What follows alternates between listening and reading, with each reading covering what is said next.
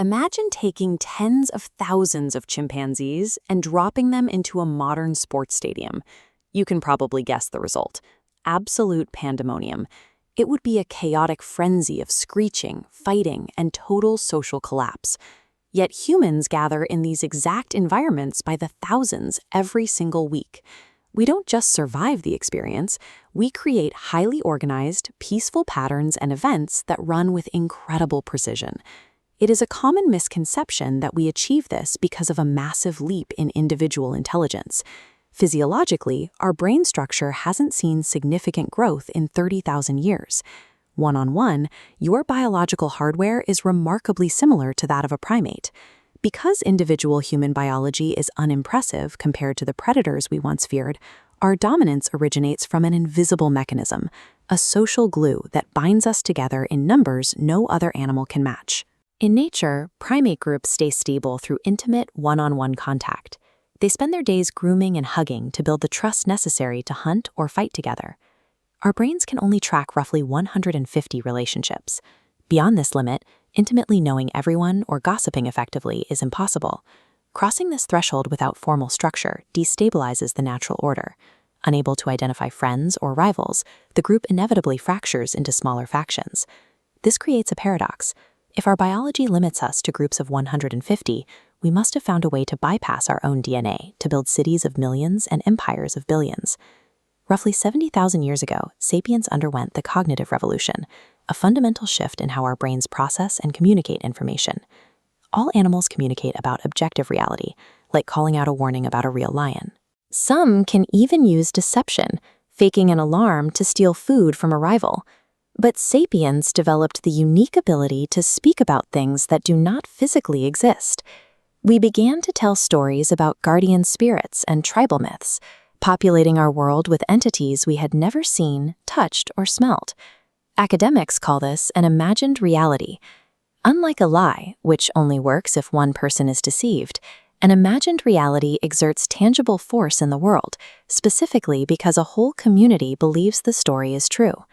This shared fiction acts as the essential mechanism that bypasses the natural biological limit. It allows limitless numbers of strangers to coordinate their actions with a level of flexibility seen nowhere else in nature. Biological evolution is a slow, grinding process. Animal behavior is dictated by DNA, and a species of chimpanzee cannot simply decide to abolish its alpha-male hierarchy and stage a revolution. That change would require millions of years of genetic mutation. The cognitive revolution lets sapiens bypass genetic evolution's traffic jam. Using cultural transmission, we change behavior through stories, not mutations.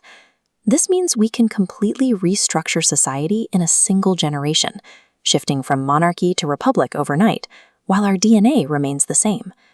While stronger species like Neanderthals were limited to the rigid, small-scale tactics their genes allowed, sapiens were constantly inventing and revising their group strategies to meet new challenges.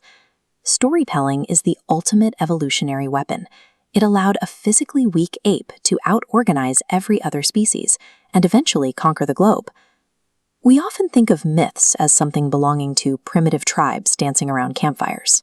But our modern institutions function on exactly the same basis. The Code of Hammurabi was a mass cooperation manual for ancient Babylon. It managed hundreds of thousands of people, but only because they all believed in an imagined hierarchy of superiors and slaves established by the gods. Today's global superpowers operate on the same psychological hardware. Modern nations use documents to establish shared belief in abstract concepts like human rights and sovereign borders. Think about a global corporation. The factories and the steel are objective reality, but the corporation itself is a fiction, a legal entity that exists only because we have woven a complex network of stories about money, law, and limited liability. In this sense, modern lawyers and politicians are functionally equivalent to ancient shamans. They are powerful sorcerers who dictate the shape of our lives by telling stories we all agree to live by. We now live in a dual reality, the objective physical world of trees and lions, and the imagined conceptual world of nations and corporations. Because these imagined entities allow millions of strangers to work together, they have amassed a level of power that is effectively godlike, controlling the flow of resources across the entire planet. This means that the objective world, our actual rivers, forests, and animals, no longer survives on its own merits.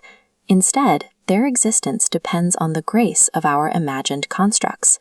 If a corporation or a nation decides a forest is more valuable as a factory, the objective reality is erased by the imagined one. We became the masters of Earth by inventing stories. This gives us a terrifying responsibility, but also an ultimate power.